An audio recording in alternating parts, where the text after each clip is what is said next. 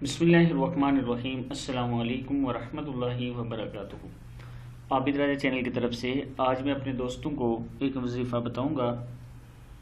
उससे पहले मैं अपने तमाम दोस्तों से गुजारिश करूंगा कि चैनल को सब्सक्राइब कर लें, बेल आइकन पर क्लिक कर लें ताकि डेली वीडियो आप दोस्तों तक पहुंचती रहे।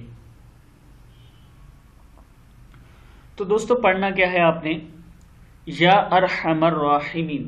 जब ये पढ़ते हैं तो कहते हैं कि अल्लाह ताला जो शख्स अल्लाह ताला के इन दो इस्म आज़म का विर्द करेगा, अल्लाह ताला उस पर फरिश्तों की ड्यूटी लगा देते हैं। फरिश्ते उसकी हिफाजत भी करते हैं और अगर किसी बीमारी में मुब्तला हो तो अल्लाह ताला उसको शफा देते हैं। जो लोग बीमार हैं वो सुबह फजर की नमाज के बाद सजदे में 100 मरतबा या अरहमर राहिमीन पढ़ा करें। इंशाअल्लाह अल्लाह ताला आपको शफा देगा।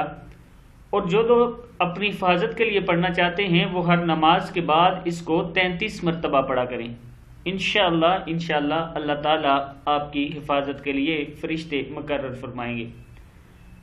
जब भी पढ़ेंगे आपने अव्वल आखिर 3-3 मरतबा दुरूद शरीफ पढ़ना है। और दोस्तों, कोई भी अमल अगर आप चाहते हैं कि वो हम करें तो उसका हमें फ़ायदा हो तो उसके लिए ज़रूरी होता है नमाज पढ़ना। आप नमाज पढ़ा करें 5 वक्त और हलाल चीज़ें खाना, मतलब हराम ना खाना। हराम से मुराद ये नहीं कि कोई हराम जानवर आप खा रहे हों, इससे ये मुराद नहीं, बल्कि ये मुराद है कि आप जो रिज़्क कमा रहे हों वो हलाल तरीके से हो और हलाल कमा रहे हों और उससे आप अपना रिज़्क खा रहे हों।